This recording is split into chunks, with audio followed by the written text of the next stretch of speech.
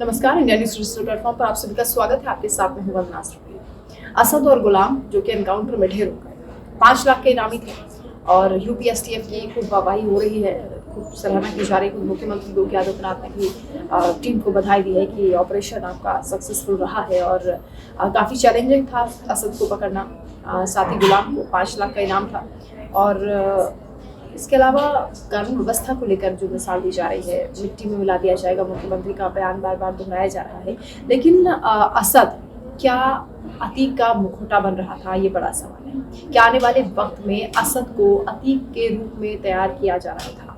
क्या यही प्लानिंग थी उमेश पाल के मर्डर के पीछे कि असद को मुखौटा बनाया जाए, उसको चेहरा चमकाया जाए ताकि अब जो अपराध की दुनिया है उसमें फिर से अतीक अहमद का सिक्का बुलंद हो? क्योंकि ये भी जो जानकारी मिल रही है कि अतीक अहमद के जो गुर्गे हैं, जो उसके समर्थक थे, वो छोटा सांसद कहकर असद को बुलाते थे।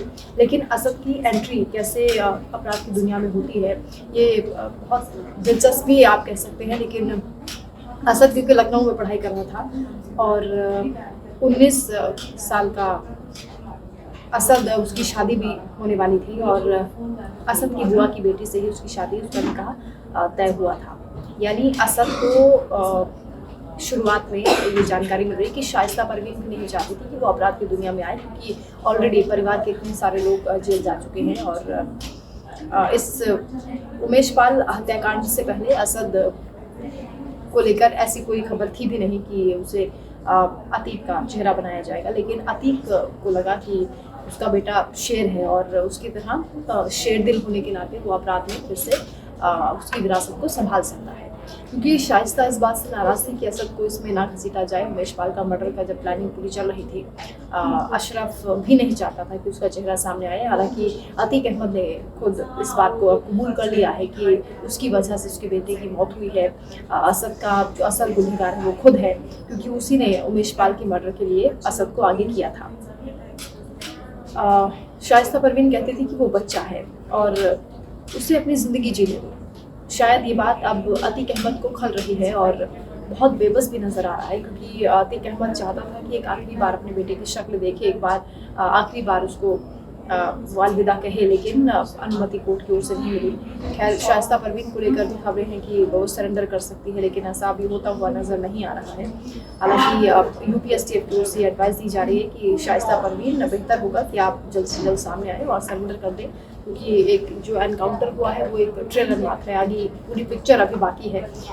जो तमाम शूटर्स हैं उनको पकड़ने की कवायद तेज चल ही रही है। एक ना एक दिन ज़रूर कानून के शिकंजे में आएंगे, क्योंकि कानून से कोई कब तक भाग सकता है। खैर, असद को लेकर जब ये पूरी घटना हुई है तो एक गैंगस्टर, एक डॉन जो चुटकी बजाकर किसी की जान ले सकता था, वो भी पूरी तरह से बेबस हो गया, अंदर से टूट गया, पैरों से ज़मीन खिसक गई। मुझे समझ में आया कि जब किसी की जान लेते हैं, जब अपनी औलाद खो जाती है, तो उसका गम क्या होता है।